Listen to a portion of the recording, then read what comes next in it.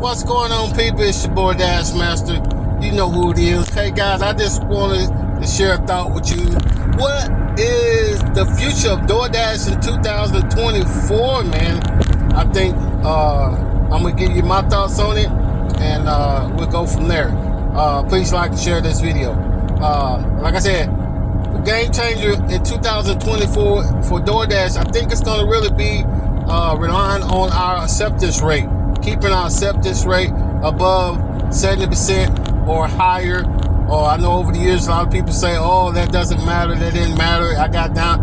Hey, I think that's going to be a big game changer where it's going to determine whether you're going to get some orders or not. Also, I think we're going to start seeing a lot of grocery shopping orders in 2024. Hey, what are your thoughts? Share your thoughts. That's my thoughts. Let's go get it. 2024, baby.